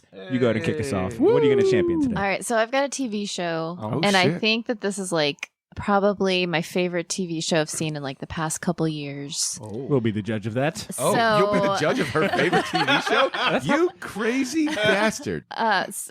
Sorry, Ashley. I've seen some like decent stuff lately, like Dave, really, really good. Okay, so this is like the only thing that I've watched recently that I like a little bit more than that, because that's a really good show. So it's co-created, written, produced by Sterling Harjo and Taika Waititi. Is this the? It's called Reservation Yes. Dogs. Oh, yeah. The commercials look really fun. I've heard. Yeah, so it's things. like 4 teenagers and they live on a reservation in Oklahoma. And the way like Taika Waititi, I don't know if you guys have ever seen Hunt for the Wilder People, but like with Ricky Baker, like he has this way of just making these characters like so completely lovable. And it's 4 kids and it kind of revolves around like them living in this area where like there's nothing going on. They're trying to get out. The leader is a kid named Bear, and he has a spiritual guide with him who is just like this really hilarious guy that like died at the Battle of Little Bighorn, but like not in the way you think. This is, you said Oklahoma? Yes. Is it Choctaw? That sounds familiar. Okay. I'm Yeah. trying to figure out, like, reservation wise, what nation was in there. Because I was sorry, I'm not trying to hijack your story. I was at tech school in northern Texas. Okay. And one of my buddies was he was Choctaw native, and we both served together. And he was from the Oklahoma area. Through him, I learned a lot about that sort of, because he lived on the reservation and then he joined the Air Force. So it's like really interesting. And he talks about like, he's like, oh yeah, that spirit guide stuff is like legit. We actually had to take Thanksgiving break, and this stupid girl like raised her hand in our class, and she was like, I think we should all say what we're thankful for. And I looked at my buddy, I'm like, you better not fucking let me down. And he's like, I'm thankful for there's enough of my people left over to say I'm fucking thankful for something. God. And the teacher like laughed his ass off, and I was like slow clapping like, oh, my man. You let that colonizer know. You just, Ow. But yeah, no, I saw the preview for the show. Yeah, it's like, hilarious. It looks it's so funny. Okay. Yeah, it's so good, and it's on. The first 2 episodes are on Hulu. I think the third one comes out on. I think they come out on Mondays. But it's so funny. I love it. It's so good. What was the name of that again? Reservation Dogs. Okay, let's pass it to Ed. Ed, what are you going to champion? First, I'll do a quick What If? That's a fun show on Disney Plus. yeah. I think. But dude, people are talking shit about this Really? show, and I liked it. This I is think one the- episode. Have you got? Who's seen it? Who's seen it on I've here? seen it. Yeah, It's my watched champion it. today. It's Oh. good. So I'll let Badr go into it more, but I think it's really good. It moved fast. It was quick. The animation, I really like the style. It is good. Yeah, it's like, oh, they put money into this. That's nice. Yeah. They didn't treat it. Part of me was for some reason expecting like a lot of still images, barely animated. I don't know why. That's Like those old Marvel webcomics. yeah. yeah. I was like, No, that's fair. I know got people that hadn't seen it that were asking me, like, is it like those comics? And I'm Yeah. like, no, it actually kind of reminds me of the Tarzan Frozen like art it's style. cool. It's a high quality animation. It's fun story. Like the Iron Man twist is really cool in it. Pretty cool. But my second champion is I You got son of a bitch. 2 copies. I've been looking for these for a while. 2 copies. This is the complete original run of Xenozoic Tales, also known as Cadillacs and Dinosaurs. One of my favorites. Mark Schultz drew this. The like I said. peerless Mark Schultz. Oh my God, he is. This is, if you like EC Comics, this is a love letter to EC Comics. Basically, it's a post-apocalyptic story, but the Earth has become, kind of zapped back into prehistoric times, prehistoric vegetation. Awesome. It's dinosaurs, like square-jawed hero, Sure. smart Betty Page. You like Dave Stevens. You like fucking Frank Frazetta. Dave Stevens. It's like Frank Frazetta, Wally Wood. It's a Oh big my love God. letter. Beautiful. Just take that black comic white. and rub it on your gooch. I got a. Or don't. It's probably worth You something. shut up, drunkie. Sober as a whistle. What? Continue, Ed, please. Surprisingly, like if you get it under the Cadillacs and Dinosaurs, it's really expensive. These even get expensive. These Damn collections. right. I tried to look up to buy them while you were like showing me like, hey, check it out. I was like, Yeah. fucking $82. I got these 2 for $50. you some Which is a pretty good deal for 2 trades. This It's is a great 14 deal. issues, so they're out there. There's a lot of stuff out there. It's a weird thing how this became like for a hot second became like a hot property. Weird, right? Yeah, like they it's had a like- cartoon and everything. They had a cartoon, they had a video game. Capcom made a video game, which is really good. You have to emulate it. They never made a home version. Sure. But if you like Final Fight, it's basically Final Fight with these characters. Cool. And it's fun. It's one of my favorite beat 'em ups. But yeah, candy bars, cartoons, and to use Cadillacs and Dinosaurs, you have to get permission from GM. You can't just say Cadillacs, Right. Oh my God, that's right. So they own, basically they own the. So you had to pay a licensing fee just to have this out. But I'm thinking it was kind of, I think, when Jurassic Park came out, it was dinosaur fever. So this probably got swept up in that. It's like, oh, there's a dinosaur. That's cool. Let's try to make some money off of this. But this is the original series from Kitchen Sink Press. It's beautiful editions. I think they came out 2012-ish. So out of print, hard to find. I highly recommend it. There's a lot of stuff on eBay if you want to give a single issue or 2 a check out, but make sure to get the the Mark Schultz version, because I think there's Dick Giordano did a run on it as well for Topps Comics. So there's a lot of stuff out there. It gets kind of confusing, but beautiful book. If you love EC Comics, that kind of style of artwork, great black and white stuff. Definitely check it out. All right. Good stuff. See, what about you, man? What are you going to champion? So I'm going to champion this Jack Kirby comic book story called Silver Star, and it started out as a 1970s movie screenplay, which is interesting. Of course, Jack Kirby, the man, the king, ahead of his time. And then he kind of adapted it into a 6-issue comic book miniseries in the 80s, and it was kind of his final like great series. So this entire run is basically collected, and it's been reproduced, and it's all his fucking artwork. It's awesome. It's fucking great, and it's weird because it's probably a little more heady than anything he's ever done, which is saying something for the king. Big time. It's nice, and it's very, very affordable on any of your famous things that I'm not going to endorse, but it's easy to get. Probably at your local comic shop. Yeah, probably. Oh, dude, absolutely. You could definitely go to your local comic book shop and say, "Hey, could you get me a copy of Silver Star?" It's got everything. It's got Kirby Crackles. It's got space gods. It's got soldiers. It's war. It's romance. It's everything that Kirby pretty much invented here in America.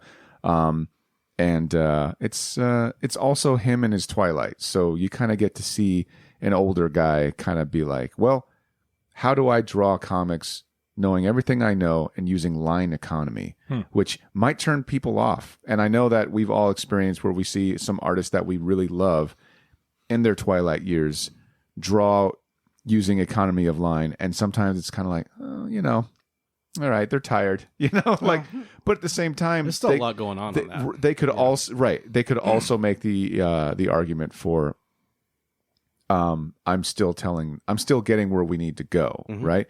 Kirby's no slouch. Like, you don't really see that too much. I mean, it takes a lot to look at it. Like, if you look at his New Gods or Fourth World shit, you're going to notice a change, but it's still pretty solid work for him, especially for considering the subject matter. So it's trippy, it's weird, it's got ginormous eyebrows and craggy heads and silvery things and shiny guys with Kirby Crackles and beautiful women. It's got everything. It's everything that makes Kirby the wild guy that he is. So I'll just piggyback off of what Ed championed. The first episode of Marvel's What If, What If Captain Carter were the first Avenger, I thought was super fun. It Respect Your Time. Like you said, it comes in at like 33 minutes. I think that's with credits. So respect your time. I thought it fits. Like, there's a Shumagorath reference. Oh my God, yeah. I think it seamlessly kind of fits into the MCU puzzle while still offering something unique, something fresh. And Ed, to your point, I also was kind of curious how they were going to treat their first animated offering. And I was happy to see that, it looked like they gave it the care and love some of it those deserves. Like fight sequences. Oh, with Carter, when she's jumping from she's plane like to plane, people with the shield like over and over. Yeah. Oh, I love that scene where she's in the air fighting, the or destroying the other fighter jets. That was crazy. Like, yeah. It's like, wow, Captain America can slice tank treads with a shield. That's pretty awesome. And talk about and it's cool they made her. Sorry, it's cool they made her like just got like Wonder Woman jacked. Right. That's awesome. Right. What does the animation make you think of? Because I immediately think Iron Giant. I could see that. Drew brought up a good one where it was 8 Crazy Nights. The Adam Sandler the Adam Sandler movie. Like something about like, that movie was, I don't know, something about like how realistic the faces looked and the impressions. Like I said before, Frozen and Tarzan, they're the same it's that Disney animated style. Almost. Yeah. And stellar cast too. A lot of returning actors coming back to voice their character. Haley Atwell's Peggy Carter. Did not catch that was Sam Jackson. Fucking Jeremy Renner too. Jeremy Renner back for like as 2 Hawkeye. seconds. He took a break from his rock band to try and be in this cartoon. Remodeled houses. Is that what he does now? He does. He does that. Yeah. That's cool. On the side. Who's remodeling his haircut? I don't know. Did he have a faux hawk? Oh my God. We never got to appreciate that faux hawk. It's sadly. And I'm glad that they kind of combine, like seeing like Dominic Cooper voicing Howard Stark too, because I think he was great. I love the Howard Stark. I'm more of a button pusher. Well, the MCU tends to kind of like not give full credit or recognizes, I think, a lot of times like their MCU TV series. So to see like them kind of incorporating, like Dominic Cooper as one from Peggy Carter into this was cool. Overall, What If Episode 1 was definitely a good start. I'm looking forward to these other issues. Stephen Wright as the Watcher is cool. I was about to say, like, fucking Felix from the James Bond series is like, as soon as I heard him, I was like, oh, fuck, they got Felix. Yes. Yeah, I It's like great. it. I'm looking forward to it. Are you looking forward to this, Ashley? Yeah, have you watched it, Ashley? Yeah, no, I liked it a lot. I didn't realize people weren't liking it. Yeah, Is it just the internet? It's just the internet. It's like they're like, man, this is not like the MCU, and it's like, what did you expect? Like, I don't know. Like, how can you have an opinion about something like that? It's like, yo, It's a so hard line. Different medium, and I thought it kept that kind of same feel like it was Captain America did. Yeah. Yeah. It's so bizarre, the trolling that's going on. Like, I understand We don't the need some internet's dame as shitty, Captain America. but I mean, like, Sometimes I forget. Sometimes it feels like people forget that Disney's main bread and butter was fucking animated movies before Yeah. the MCU like Right. took Know over. what they're Right? doing. It's like, I think they're pretty sure they Pioneered this whole thing. right, Exactly. right. This thing, yeah, exactly. I don't know. I liked it. I thought it was good. Same. I thought I mean, if character it design was an good. hour, it might be much, but if it's like 20, 30 minutes, that's perfect. Yeah, it's fun. For these stories. Yeah, it's cute. Because it moved. cute. There was no drag in that. I'm buying story. figures. I'm Yeah. fucking. I'm on board. Oh, Dude, there's no They already drag. got my There's money. a miniseries coming out. Yeah. Guarantee it. Yeah. Oh yeah. Because there was no downtime. It was like boom, boom, boom, Yep. boom, right off Yeah. the bat. And it was like, if you watched Captain America 1 recently, then I think nothing really surprised you, but I still thought it stood on its own fairly well. It's like a good remix. That's what I was telling Drew or Cesar, is that it felt like a really good remix. Like, and I think that'll probably be the tone carried forward in the rest of these episodes. You're already familiar with the story from the MCU. Here's our remix, which is the point of What If. So it's cool to see them like diving full into how fun and kind of wild What If can be. And last but not least, to close out this segment, we got a champion pick to share from the sponsor of this segment, the head honcho of Black Hive Tattoo himself, Mr. Nick Wagner. Shit. Let's hear what he wants to spotlight this Here week. we go. Hey guys, it's Nick Late to the Game Wagner here from Black Hive Tattoo. I've got 2 quick picks for the champion season this week. The first one is The Last Ronin from the Teenage Mutant Ninja Turtles series, kind of a future series. It's got a great Frank Miller, The Dark Knight vibe, and so the whole tone is awesome. The other one would be James Herron's newer series. I think it's up to issue 4, is Ultra Mega, and I am positive that Ed or someone else has championed this before, and I just forgot, and it slid by. But if you are like me, and maybe you forgot about these 2, or they slid by, you can still scramble and find them somewhere, and I would strongly recommend it, because they're both gold. Have a great week. Ed, you are just on top Have of the a ball. great Man. week. This Nice. guy says. Yeah. man. Ultra Mega is awesome. Yeah, Ultra Mega. Yeah, I think it's been delayed for a little bit. Okay, so I can actually catch I up. think it's stuck on 3, unless I missed it.